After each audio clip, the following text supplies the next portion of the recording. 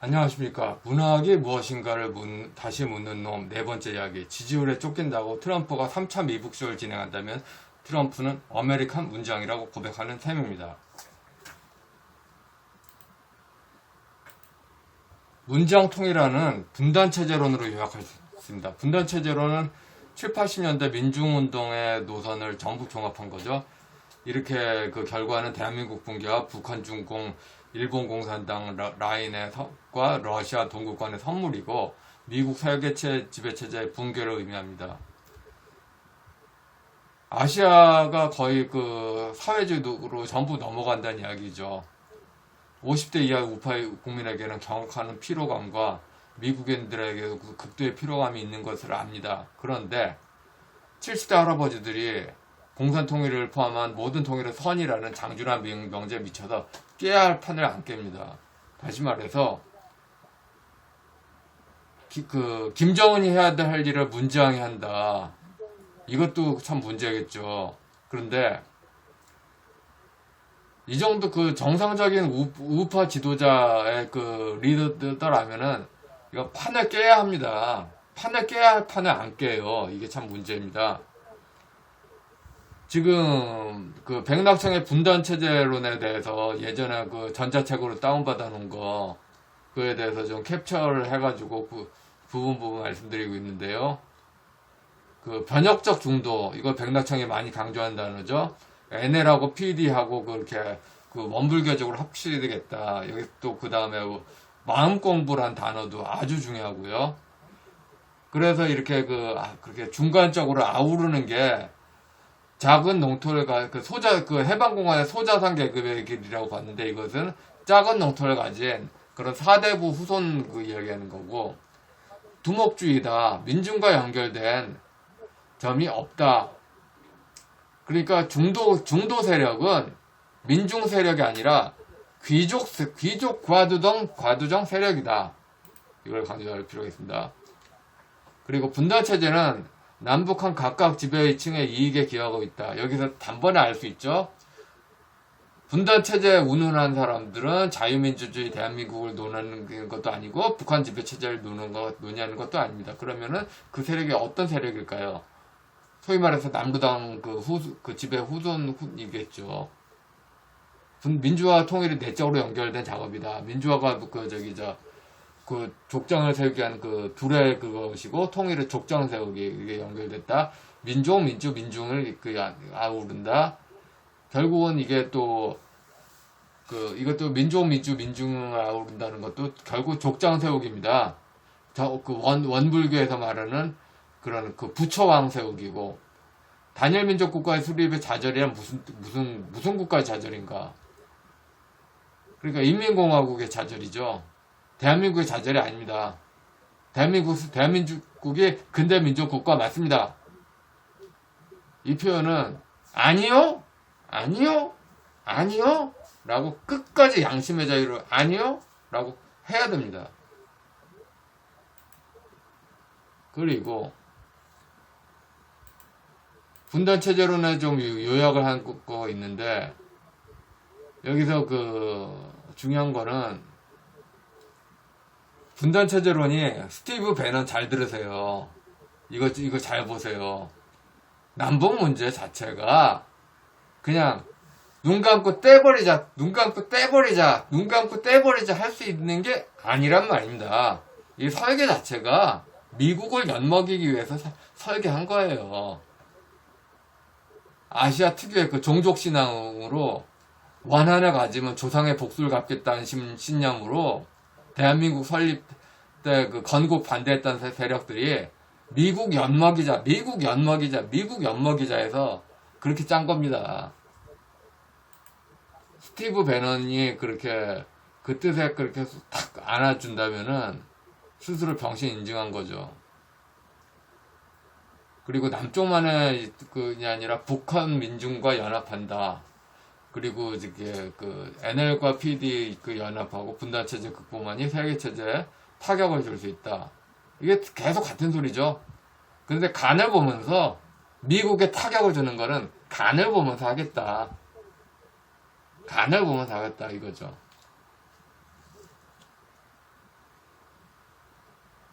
그리고 그 민중적 관점에서 재해석해야 되겠다. 이것도 그 계속 저기 당파성하고 연결되는 거고, 그 다음에 분단체제 극복 이야기하는 거, 분단체제 극복하자, 그런 것 자체가 사회주의 노선하고 연결되는 거죠. 반자본주의 노선 만들어주고. 그리고 분단체, 남북 문제가 미국의 세계체제, 지배체제를 엿을 먹이겠다, 뺑엿을 먹이겠다는 논리로 가는 겁니다.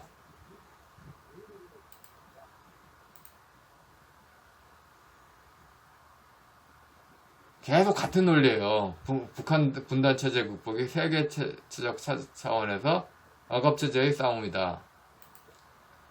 문장 통일은 호남 적파 기종 라인의 권력 장악이고 미국의 세계 지배 질서 파괴와 아시아 사회주의 진영의 강구와 그리고 한국 자유민주주의의 폭망을 말합니다. 여기서 중국 공산당과 동구 사회주의와 그 MOU 관계로 일본 공산당, 조선 공산당 했던 쪽이 연결이 돼 있는 거죠. 한국 대통령이 국민기본권 폭망을 전제로 핵심 지지층과 연관식 규정만 꿀빠는 한마디로 시족 신화를 전제로 해서 헌법이 아니라 시족 신화를 전제로 해서 정책을 하는 것도 문제지만 정책 설계상 미국을 엿먹이기 위한 설계인데 이것을 계산하지 못하고 납죽 손잡아주고 중국 공산당과 경제 싸움만 한다는 것도 황당무계합니다. 스티브 배넌 정말 황당합니다. 정말 황당해요.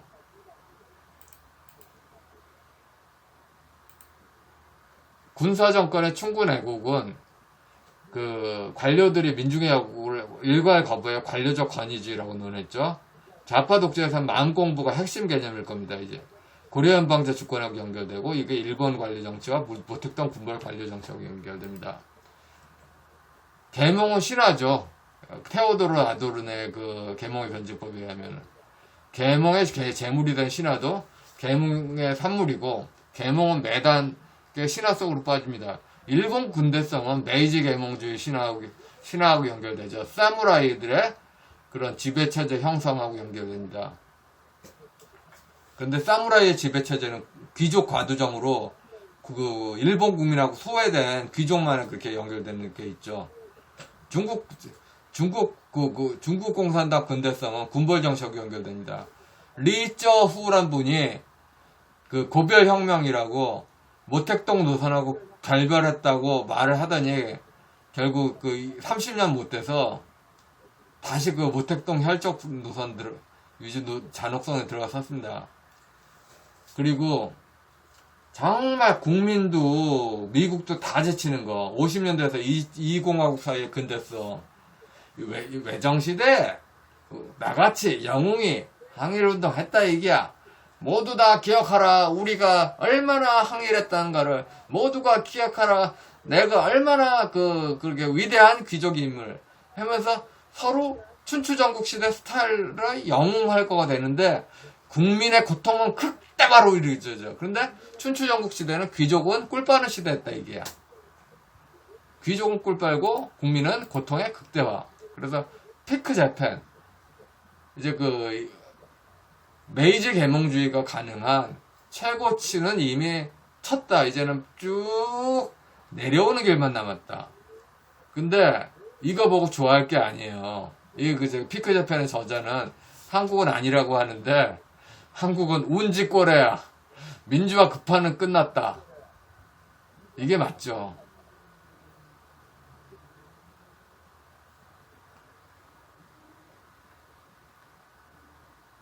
여튼 그렇고요. 분단체제 극복은 늘 신화를 팝니다. 그 일제시대에 일제 항일 사회주의 운동의 신화를 계속 팔고 있어요. 문장이 계속 그거 하는 거 아닙니까? 근데 여기서 진짜 공통된 문제가 나타나고 있어요. 그러니까 그 문장 체제가 부동산 가격을 높여가지고 거기서 나오는 그 초과세수를 얻어가지고 세금 살포하고 있지 않습니까? 부동산 가격 폭등도 분단체제 극복 운동이다. 52시간 근무도 분단체제 극복 운동이다. 소득주도 성장도 분단체제 극복 운동이다. 국가안보 해체도 분단체제 극복 운동이다. 인천공항 비정규직도 분단체제 극복 운동이다. 종합부동산세도 분단체제 극복 운동이다. 하여튼 각종, 그렇게, 자의적인 좌파 권력 위주의 도구적인 행정이 모두 분단체제 극복 운동으로 다 되는 거야, 다 되는 거야. 안 되는 것 없이 다 돼. 근데 여기서 기업주들한테 꼭 부탁드리고 싶은 게 있어요. 그리고 우파 유튜버나 그런 분들이 문장의 대북 문제하고 경제 문제가 별개가 아니라 하나예요. 문장의 대북 문제하고 경제 문제가 별개가 아니라 하나예요. 하나. 그러니까 문장은 결국은 이렇게 부동산 가격 폭등, 52시간 소득주도 성장, 이게 모든 게 북한 퍼주려고 그 재원 마련하는 거고, 그리고 그 가격 폭등해가지고 난 거로 세금 살포해서 자기 지지 세력 얻게 하려고. 그러니까 그 포퓰리즘을 멈추게 하려면은 분단체제 극복이 아니라 분단체제론 극복을, 분단체제론 해체를. 아시겠죠? 분단체제 극복이 아니라 분단체제론 극복, 분단체제론 해체를 해야지 경제가 살아납니다. 다시 말해서 문장의 대북 문제하고 이것을 휙 벗어나지 않는 한 포퓰리즘은 영원합니다. 문장의 대북 문제를 휙 벗어나지 않는 한 포퓰리즘은 영원합니다. 곱씹어볼 부분이 있습니다. 일본의 메이지 계몽주의, 그러니까 아시아 근대성의 원형이 퇴보하고 있습니다. 신화로 떨어지고 있어요. 사무라이 귀족 가두정으로 퇴보하고 있어요. 시민계급의 몫을 관료가 이미테이션하는 한계성이 드러나는 거죠. 고별혁명 이후 중국 공산당이 그렇게 전체주의로 벗어났다더니 모택동 군벌 정치로 다시 돌아갔습니다. 그리고 한국은 중국 군벌 정치의 신차원 노선으로 빨대하나, 일본 근대성의 빨대하나, 일반 국민도 피로가 극심하고 미국인들도 피로가 할 겁니다. 한국 신화 이거 아주 대단한 거다. 그런데 결국은 세속 공간에서 양반들이 자기 지배하는 거거든요.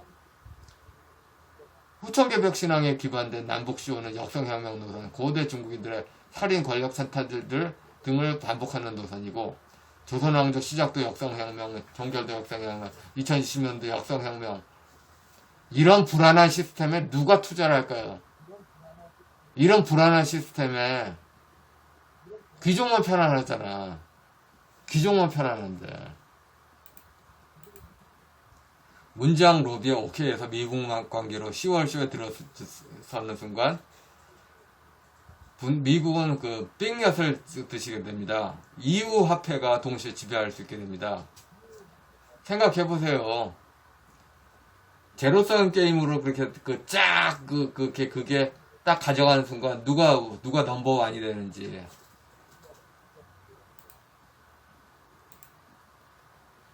그리고 진짜 그러니까 미국 트럼프 못지않게 한국인들이 알아야 될 거, 메이지 계몽주의로 한국 사람들이 크게 속은 게 있어요. 대승불교를 왕할 자리에 공산당에 배어 있는 메이지 계몽주의에 더 속은 거죠. 그러니까 대승불교에 서구 시스템이 간다고 약속했는데, 서구 시스템이 명분이고 허구고 중국계 진짜다. 지금 원불교 대승불교로 지금 똑같은 짓 하고 있잖아요. 원불교로 걷다가 공산당 위치 씌우고서 서구 개념을 포장으로 가고 있잖아요. 지금 김무성도 원불교, 박지원도 원불교, 김종인도 원불교, 백낙청도 원불교, 다 원불교. 여기서 이걸 아니어라고 해야죠. 이게 왜 자꾸 대중화 되느냐. 원조 대사가 대승불교잖아요. 뿌리부터 중국불교하고 연결되고, 대승불교는 다 중국불교입니다. 중국불교는 조상신이잖아요. 근데 이거를 동방교회 정서라고 사기를 친 거를 또 그렇게 들어가지고 이거 사기치 필요합니다. 게다가 이게 에큐메니칼이야? 원불교 정서로 호남시족이 줄줄이 연결되는 거 있잖아요. 이건 에큐메니칼이 절대로 아니에요. 절대로 아니야. 이것도 에큐메니칼이라고 하는 거 사기죠. 사기. 여하간 그렇습니다. 트럼프가 정말로 10월에 정말로 정신 인증 안 했으면 좋겠습니다. 그리고 켈빈주의 노선하에 있는 그런 그 미국 사회, 그 미국 아메리칸 가치 있지 않습니까? 그리고 한미동맹 쉽게 버리지 마십시오. 그리고 저기 우파 어르신들한테 부탁드립니다. 우파 그 50대 이하 일반 국민 피로감에 극심을 합니다. 게다가 결혼만 하면은 아이 두세 씩 낳는데 결혼 자체가 안 해서 출산율이 일본보다도 더 거꾸로져 있습니다. 지금 그 피크 재팬이라는 책을 쓴 그분이 한국은 괜찮다. 웃기지 마세요. 한국이 더 심합니다. 더 심한데 이제 그 미국인들도 애정은 일본한테만 쓰고 싶다 이거예요. 더 심한 한국은 내비두고 진짜 그 문학이 무엇인가라고 생각하면서 그 약자를 인정한다. 그러면 정말로 이 시대에 포퓰리즘, 뭐 말로만 포퓰리즘 그렇게 하지 말고 포퓰리즘이 결국 모든 뿌리가 대북문자하고 연결돼요. 대북문자하고 연결되면서 도교적인 환상으로 가는 게 포퓰리즘의 뿌리입니다. 도교 환상으로 대중을 장악하는 게 포퓰리즘의 뿌리입니다. 그러니까 이거를 정말로 극복을 하는 그렇게 노력이 국민들에게 있어야 되겠습니다. 예, 여기까지 하겠습니다.